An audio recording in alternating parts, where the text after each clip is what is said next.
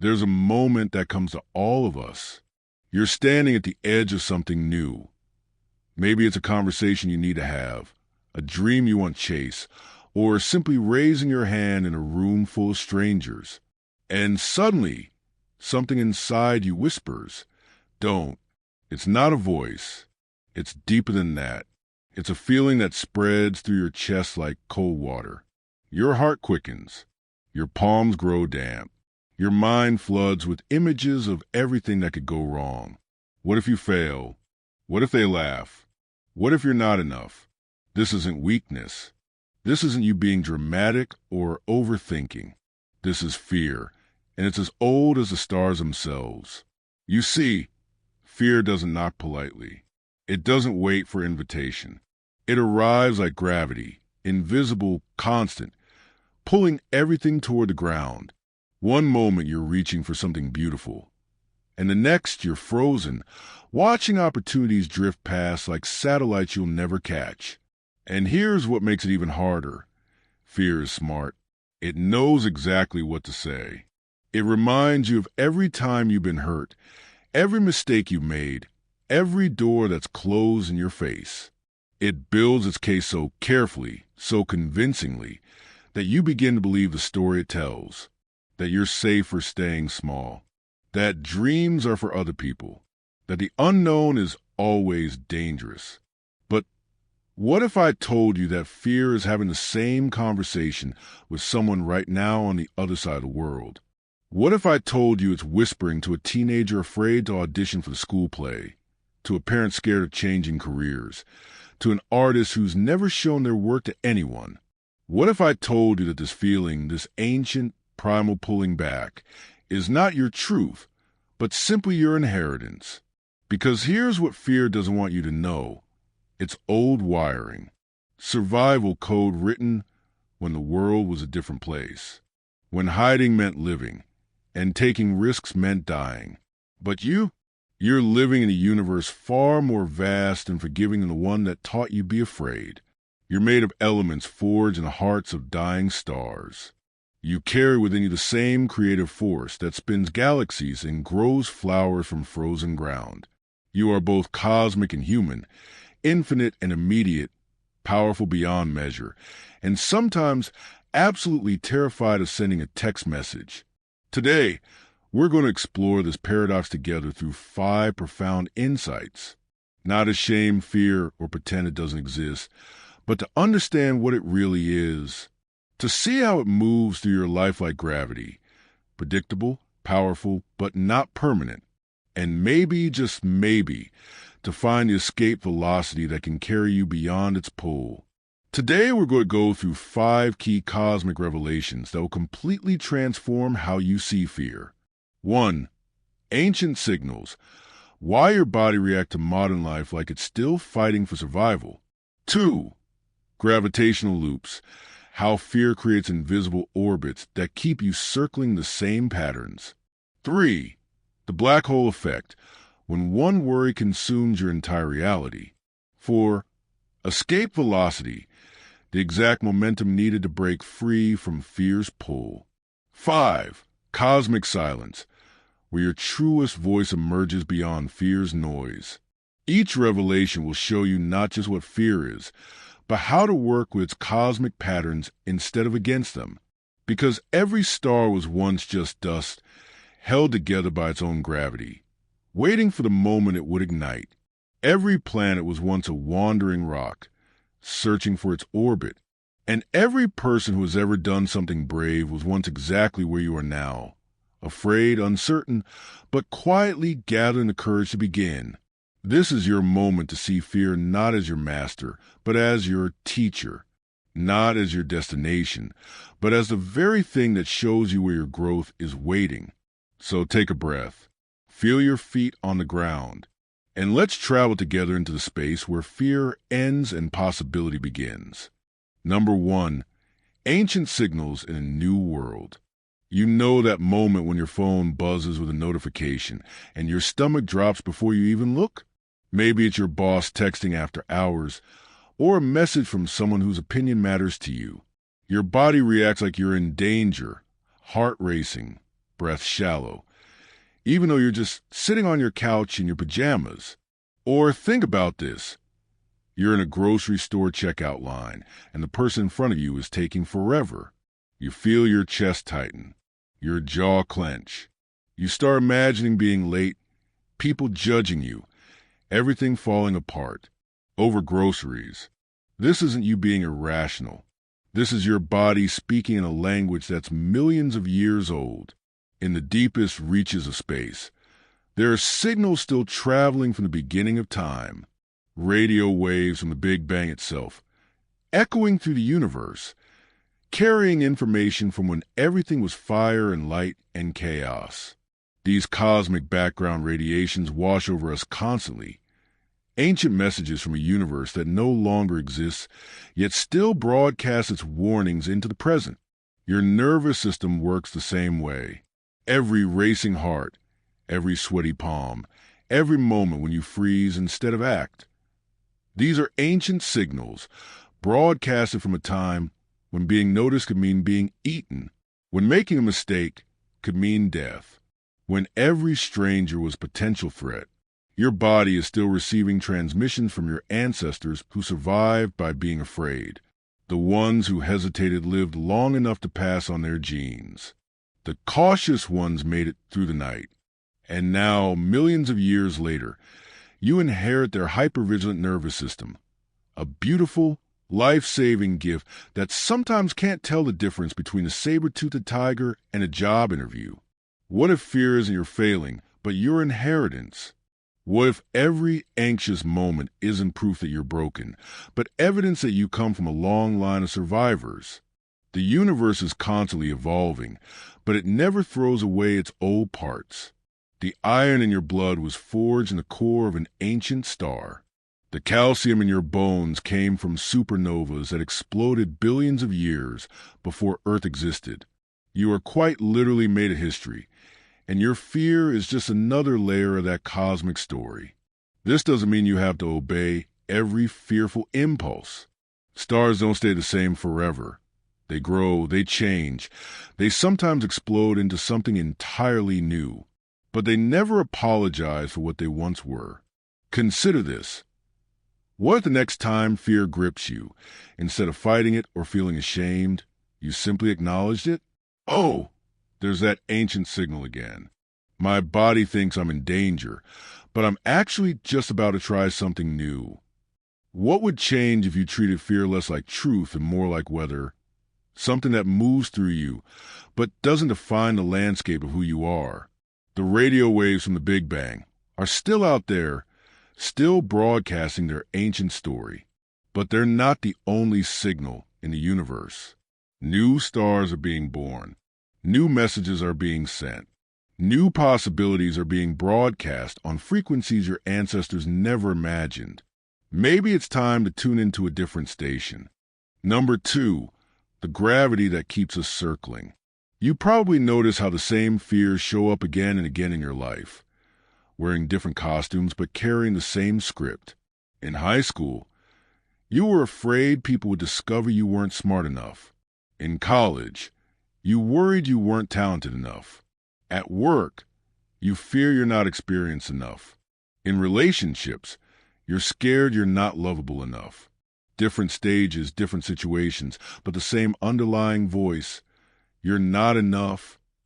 It's like you're stuck in a loop, promising yourself that next time will be different, that you'll be braver, that you won't let fear stop you. But then the familiar situation arises, a chance to speak up, to take a risk, to be seen, and you find yourself pulled back into the same old orbit of hesitation and regret.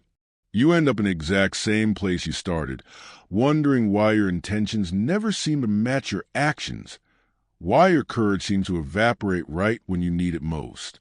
In space, there are binary star systems where two stars orbit each other in an eternal dance, trapped by their mutual gravity. They're close enough to influence each other, sometimes even stealing material from one another, but never close enough to truly merge. They just circle, endlessly, locked in the same pattern for millions of years. Some planets get caught in what astronomers call capture rotation. where they become gravitationally locked to their star, showing the same face forever. The moon does this with Earth. One side always in light, one side always in darkness, never changing, never growing, just stuck. Your fear patterns work the same way. They create their own gravitational field, and once you're caught in their orbit, you keep circling the same thoughts, the same reactions, the same limitations. The fear of not being enough keeps you rotating around the idea that you need to prove yourself, but never actually landing on solid ground where you can rest in your own worth. Each time you approach something that could change your trajectory, a bold conversation, a creative project, a moment of vulnerability, fear's gravity pulls you back into a familiar orbit of safety. Not because safety is better, but because it's the path you've traveled so many times that it feels like the only path possible. But here's something beautiful about gravity. It's not just a force that traps. It's also what holds a condition for life. Earth's gravity keeps our atmosphere from floating away. It gives weight to rain so it can water the soil. It pulls the tides that have been washing shores clean for millions of years. What if your patterns aren't just limitations, but also protection? What if the fear that keeps you circling the same behaviors has also kept you safe through seasons when you needed that safety? And here's the remarkable thing about orbits. They can be changed. Not easily, but gently. When a spacecraft wants to escape a planet's gravity, it doesn't fight the pull, it uses it. Engineers plan orbital maneuvers that work with gravitational forces, using momentum and timing to gradually shift the path until the spacecraft breaks free into a new trajectory. Maybe fear's gravity can be shifted the same way, not by fighting it, but by understanding its rhythm and finding the small moments when a gentle push can change everything. The next time you notice yourself circling the same fear, pause. What if instead of feeling frustrated with the pattern, you got curious about it? When does this orbit feel tightest? When does it feel like there's more space to maneuver? Sometimes the difference between being trapped and being launched is just a matter of timing, and a small course correction applied at the right moment. The stars in those binary systems? Sometimes they do break free. Sometimes a third gravitational influence enters the system, or one star grows large enough to change the dance entirely. When that happens, what was once an endless loop becomes the beginning of a journey towards something entirely new. Your patterns are not your prison.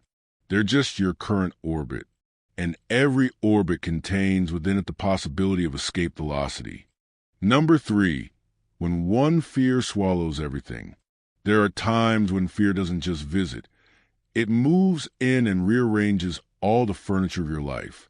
Maybe it starts with something specific. You're worried about money or your health, or whether someone you love is pulling away. But somehow, that one fear begins to color everything else. Suddenly, your job feels unstable. Your friendships seem fragile. That creative project you were excited about now feels pointless.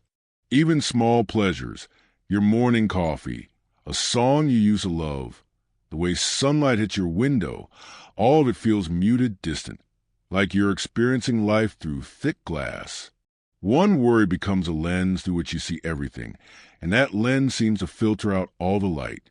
You know, logically, that not everything in your life is actually falling apart, but knowing that and feeling it are two very different things. And the strangest part is how this happens gradually, then all at once. You don't notice your world shrinking until suddenly you're living in a very small space, afraid to take up room, afraid to hope for much, afraid that any happiness might be temporary anyway. In the center of our galaxy sits a supermassive black hole called Sagittarius A star. It contains a mass of about 4 million suns, and its gravitational pull is so intense that it warps space and time around it. Stars that venture too close don't just get pulled in. They get stretched and distorted, their light bent and twisted until they're unrecognizable. But here's what's fascinating. Despite containing 4 million suns worth of mass, this black hole only influences a relatively small region at the galactic center. The rest of the galaxy, Hundreds of billions of stars, countless planets, infinite possibilities, continue spinning, shining, creating new worlds completely unaffected by its presence. From our position in the Milky Way, we can't even see this massive gravitational force directly. We only know it's there because of how it affects the things around it. Fear can work like this in your mind. One worry grows so dense, so massive, that it begins to bend everything else around it. Your hopes get stretched. Your dreams appear distorted. Your perception of what's possible gets warped until even good things look dangerous. But just like that galactic black hole, fear's event horizon, the point where its influence becomes total, is much smaller than it appears from the inside. What if the fear that feels like it's consuming everything is actually contained in a much smaller space than you realize? What if most of your life is still spinning freely, still creating, still full of light, but you've been focusing so intently on the gravitational pull that you've forgotten to look up at the stars? Black holes, despite their terrifying reputation, serve a purpose in the cosmic order. They anchor galaxies.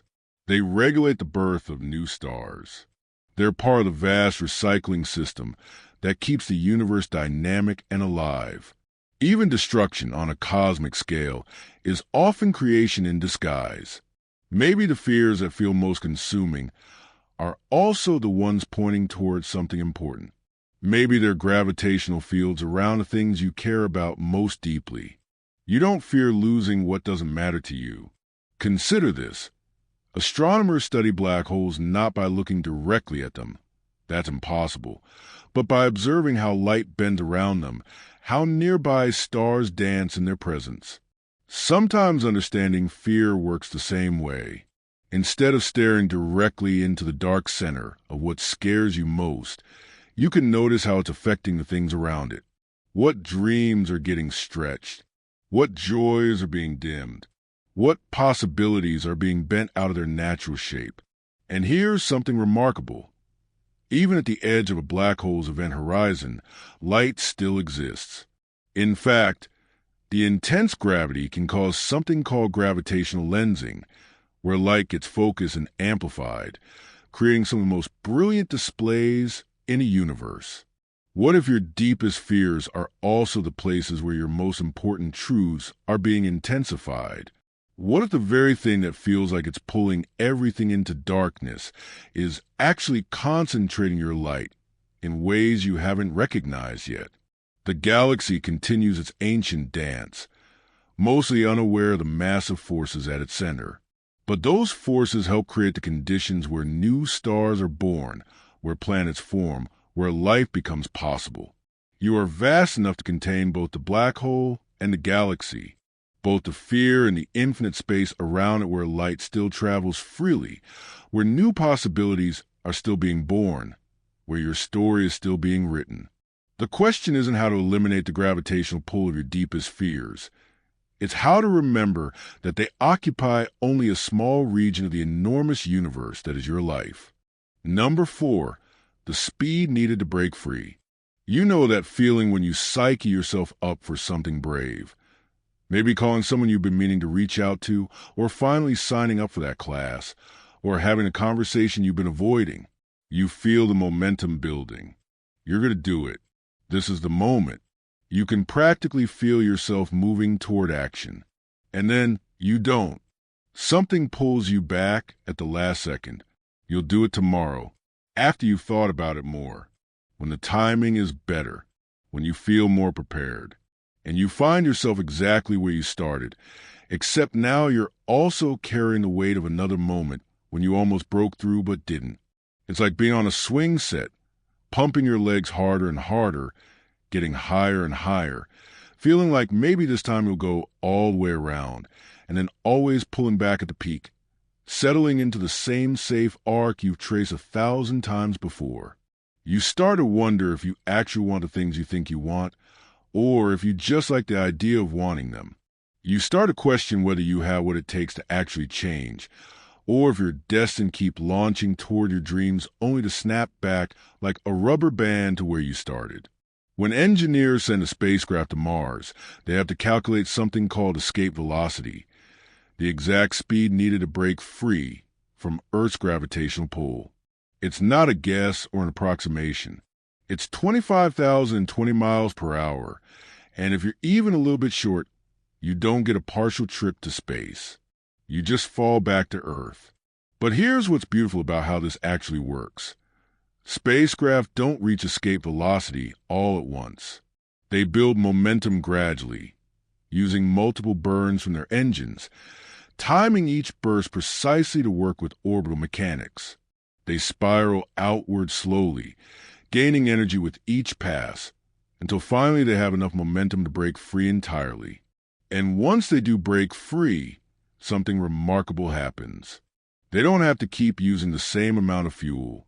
In the vacuum of space, with no atmosphere to create drag, even a small thrust can change their trajectory dramatically. The hardest part isn't maintaining the journey. It's getting enough momentum to begin it. Your courage works exactly the same way.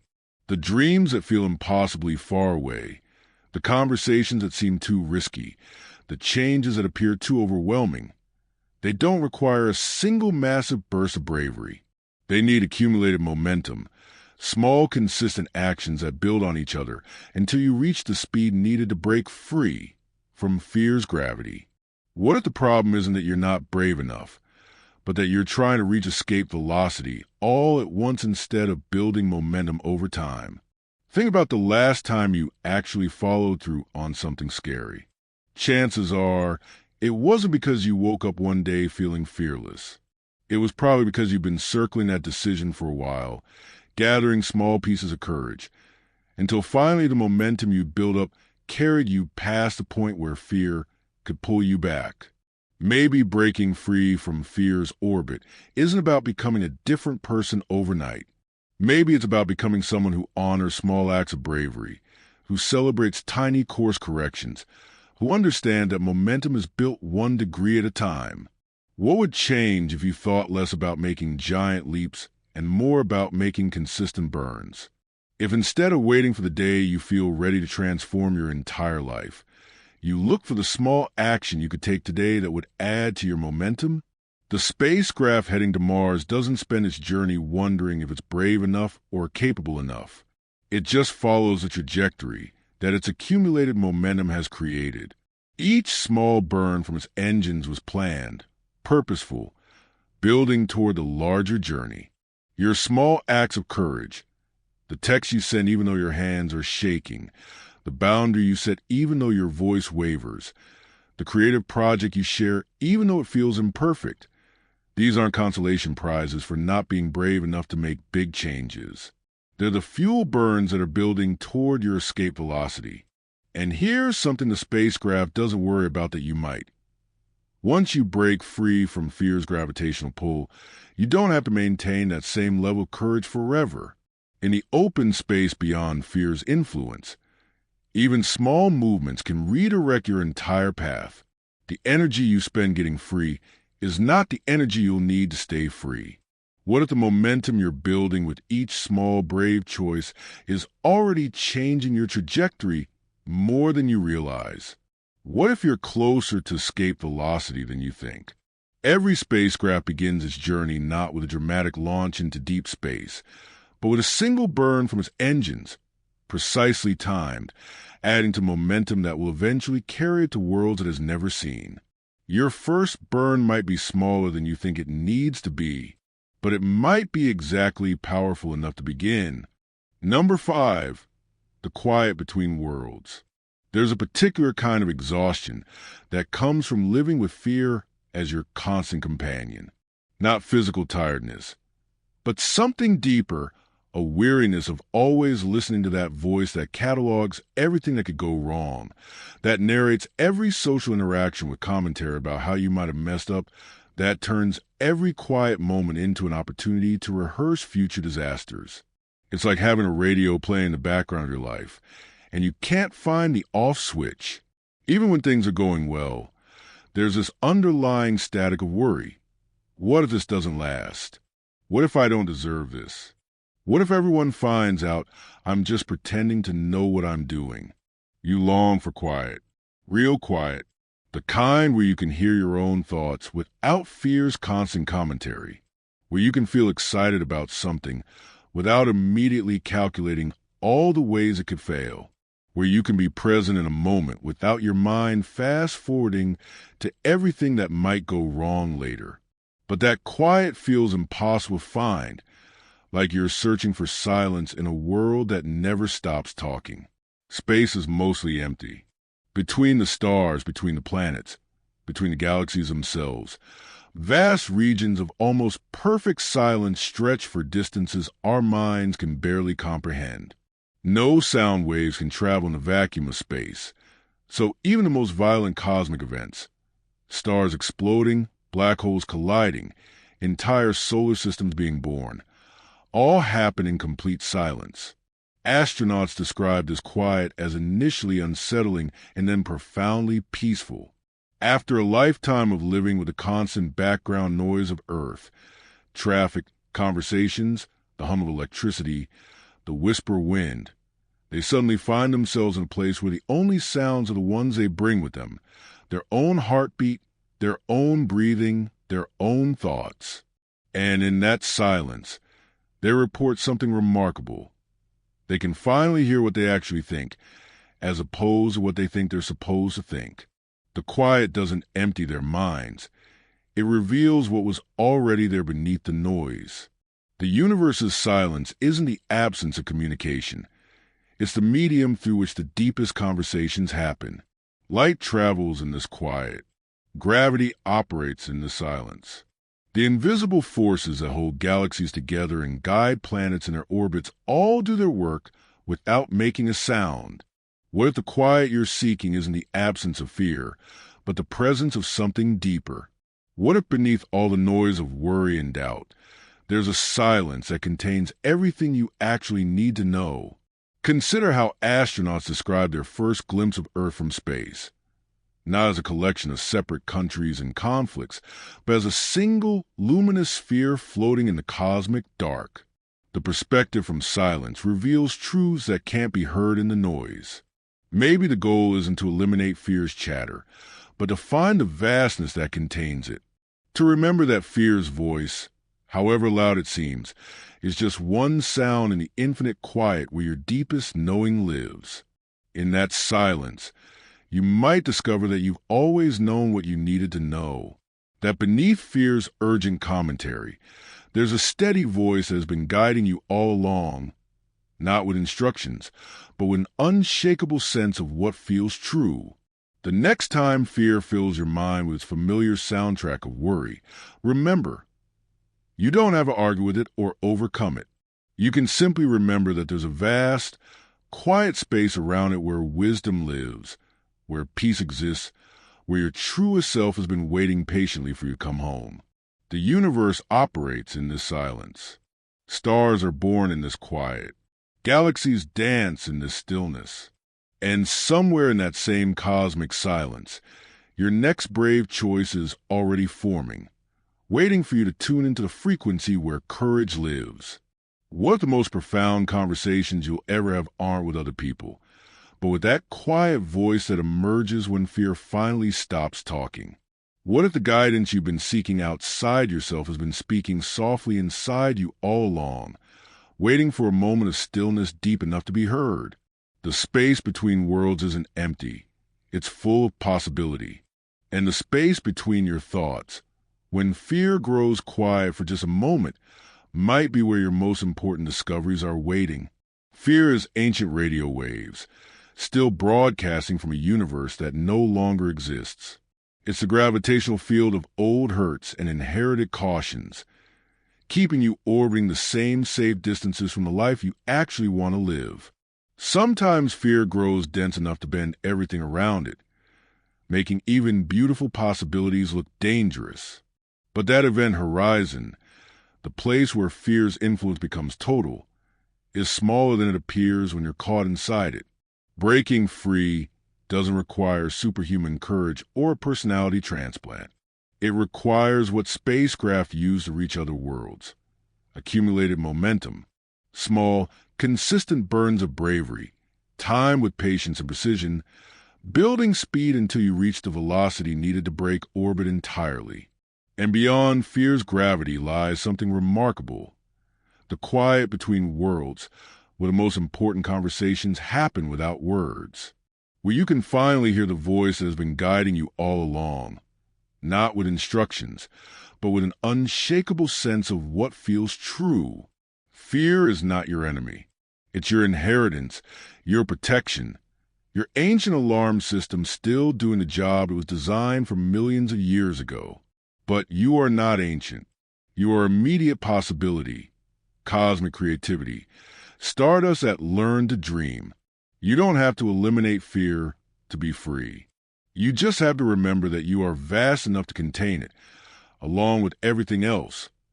Wonder, courage, love, hope, the capacity to create something beautiful from whatever materials you've been given. The orbit you've been traveling, this familiar loop of hesitation and regret, it's not a prison.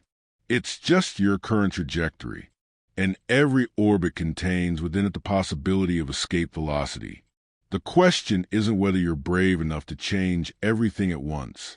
The question is whether you're willing to make one small course correction today, to send one text, to speak one truth, to take one step towards something that feels alive.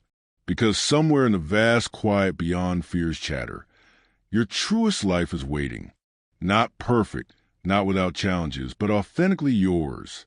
A life where you get to find out what happens when you trust that fear is just old wiring and you are new possibility. If fear wasn't the loudest voice in your life today, what would you hear? What dream has been orbiting quietly in the background, waiting for you to accumulate enough momentum to reach it? What conversation has been rehearsing itself in your heart, waiting for the moment when courage builds enough speed to carry your words across the space between you and someone who matters? You are not a planet, stuck in the same predictable orbit forever. You are a traveler, carrying within you the creative force that spins galaxies and grows flowers from frozen ground. You are both cosmic and immediate, infinite and present. Ancient stardust learning what it means to be alive right now. Fear will keep broadcasting its ancient warnings. That's what it does. But you get to choose which signal you tune into. You get to decide whether fear's gravity defines your path, or whether it simply provides a resistance against which you build enough momentum to break free. What would you attempt if you trusted that fear was just old weather passing through an endless sky? The universe is listening. Your next choice is your answer.